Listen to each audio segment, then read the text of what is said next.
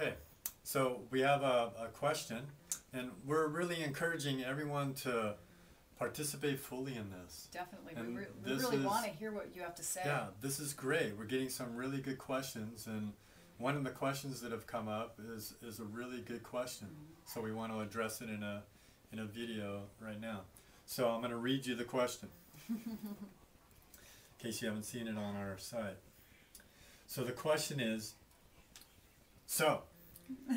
my question relates to different levels of pain in the practice. Some people say that pain equals opening. Others say that if you're feeling pain, you're pushing too far. You need to pull back and focus more on bandhas and breathing. Here's the question. How are you supposed to know when to back off and when to move through the pain? Okay? So why don't you just talk a little bit about it, and then I'll chime in. Okay. The first thing I feel impulsed to say is, really, there should never be pain. As we do this practice, it's definitely a deep practice, and the body is opening, and there are going to be moments for sure of uncomfortableness, without a doubt. Moments of really feeling like deep stretching and sensations. You really feel the body moving. I don't know that I would ever encourage anybody to feel pain in the body or to go deeper into a pose that they are feeling pain in. Actually, one of the things that we teach is that when you feel pain in a pose, you need to stop, regroup, go back, seek the advice of the teacher. If the teacher is adjusting you and you feel pain, you absolutely need to speak up and say something. You want to go a little further with the whole pain thing? Yeah, it's really important that you connect with your practice in a way that you're making it more and more sensorial, meaning get out of your head about how it is that you saw it in a book or somebody told you about how to do it, or looking at other people and how they're doing it, and really connect with how you're feeling inside your own body, in your own skin, what's happening in that particular pose that you're in, or moving through something. So again, what Radha was saying, there shouldn't be any pain.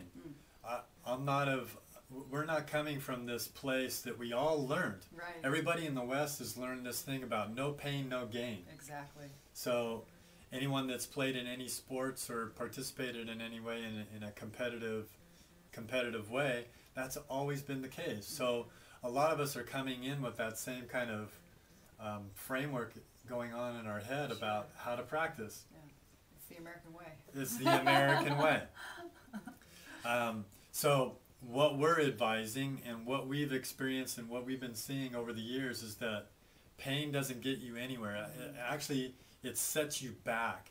Now, sometimes you can learn from that, but I don't encourage it. Okay? So you need to really get in touch with how you're feeling in a particular pose. I'm going to use the example of the hamstring, because this is where a lot of people really feel a tightness in their body. A lot of people have really short hamstrings, and this is from sitting all the time, the way we sit in chairs and in the car and driving. So when you're doing a forward bend position, which a lot of the Ashtanga Yoga first series is forward bending, if you're feeling pain in the back of the knee or in the insertion of the hamstring in the sit bone area, and it's a stabbing, sharp, burning kind of pain, that's not good. Stop. That is not good. You want to have an overall sensation of the whole belly of the muscle. The whole muscle is at its maximum, and actually you want to be like going into it and going very slowly. That's why we encourage everyone to take it really slow. Move slowly, really feel where you're at, and then go as deep as you can into the pose, and then back off just a hair. And then allow your breath to take you deeper and deeper. Make sure you're fully heated up and all the things that are happening with the practice. It's a good point what you just said about the breath, because if you can keep your breath smooth and calm and even, Ujjayi breathing, it's pretty hard to hurt yourself. If your breath is stopped or choppy, or if you're gasping or holding your breath, and that's what you do usually when you're feeling pain, chances are you're going to hurt yourself. Exactly, exactly. So there's your little tip for the day. Hope that helps.